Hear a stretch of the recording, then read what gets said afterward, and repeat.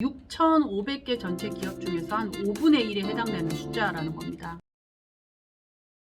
안녕하세요. 오늘은 맥도날드 이야기부터 시작하려고 합니다. 최근에 발표된 자료인데요. 맥도날드가 임원 성과급, 임원 보수와 그리고 회사의 다양성 목표를 연계시키겠다라고 이야기를 했어요. 회사가 내세운 다양성 목표를 달성하지 못하는 임원이 있다면 보너스 15%를 삭감하겠다라는 겁니다. 그래서 맥도날드가 밝힌 그 다양성 목표가 뭐냐면 2025년까지 리더십, 선임 디렉터 이상의 직급에 여성 비중은 지금 37%, 45%까지 높이고 소수 집단, 소수 인종 비중은 29%에서 35%로 높인다라는 게 목표입니다. 자, 그래서 이 목표를 달성하지 못하는 임원이 있다라고 하면 연간 보너스 전체 225만 달러의 15%를 지급받지 못한다라고 이야기를 한 겁니다. 그러면서 CEO가 크리스 캠친스키인데요. 이 사람이 보낸 서한에서 자기 자신을 포함해서 임원진 기업 리더들한테 책임을 묻겠다라고 이야기를 했습니다. 왜 이런 일이 맥도날드에서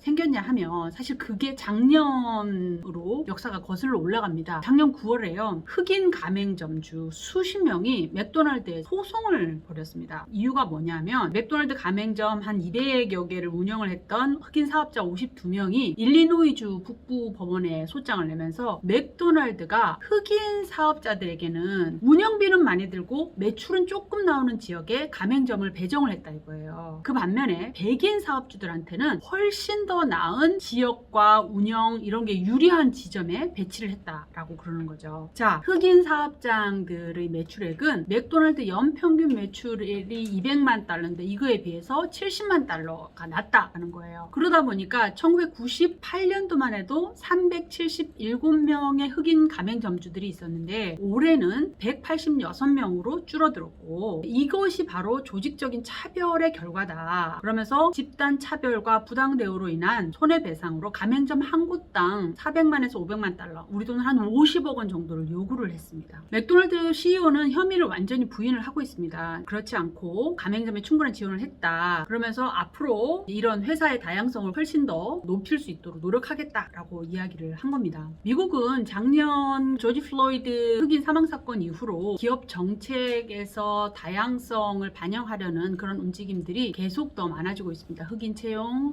여성 소수자 채용에 대한 목소리들이 점점 높아지고 있고 거기에다가 최근에는 코로나 팬데믹으로 인해서 아시아인들에 대한 테러도 되게 많이 높아지고 있잖아요. 그래서 인종 간 압력 이런 것도 되게 높아지고 있는 분위기이기 때문에 앞으로 이런 다양성 관련된 정책은 더 많아질 걸로 보고 있고요. 맥도날드만 그런 게 아닙니다. 최근에 나온 보고서인데요. 글로벌 최대 의결권 자문사 ISS의 ESG의 부문이죠. ISS ESG에서 나온 보고서인데요. 글로벌 기업들이 그 임원의 보수를 책정할 때 기후변화라든지 인종, 성별 다양성 같은 이런 ESG 요소를 중요한 지표로 고려를 한다라는 겁니다. 그래서 2018년 이후로 이렇게 임원 보수에 ESG를 연계하는 비율이 2배나 늘었다고 그래요. 6,500개 전체 기업 중에서 한 5분의 1에 해당되는 숫자라는 겁니다. 예전에는 당연히 임원 보수와 연계되는 게 매출액이 얼마나 늘었는지, 주당 순이익이 얼마나 늘었는지, 주가는 얼마나 높아졌는지 이런 것들이 재무적인 요소가 아니었겠어요? 근데 이제 점점 비재무적인 요소도 임원 보수하고 연계하려고 하는 분위기가 높아지고 있다라는 거죠. 그러면서 ISS ESG에 따르면은 E와 S를 임원 보수 책정에 포함시키는 기업 한 2,000개 중에서 한 90% 이상은 보너스와 같은 단기 보상 정책하고 연계를 시키고 12% 정도의 기업은 장기 인센티브와 같이 연계를 시킨다고 그래요. 그러면서 기후 변화가 아무래도 가장 이 기준에 가장 많이 이제 해당이 되고 있고요. 그 외에 다른 ESG 중에 다른 요소도 임원진 보수하고 연계되는데요. 예를 들면 마이크로소프트 같은 경우는 임원 보수를 책정할 때 다양성을 지표로 포함시켰고 최근에 제가 본 자료에 따르면 그 마이크로소프트는 이번 회기 분기부터 지속 가능성에 대한 지표를 임원 보수하고 연계하겠다라는 것도 이제 발표된 걸 봤어요. 네슬레의 경우도요. 직원의 안전에 관련, 건강과 안전에 관련된 지표를 임원진 보수하고 연계를 시켰고요. 세계 최대 강산 업체죠. BHP. 여기는 기후변화와 에너지 사용을 임원진 보수하고 연계를 시키는 등 이런 ESG와 임원 보수를 연계시키는 흐름도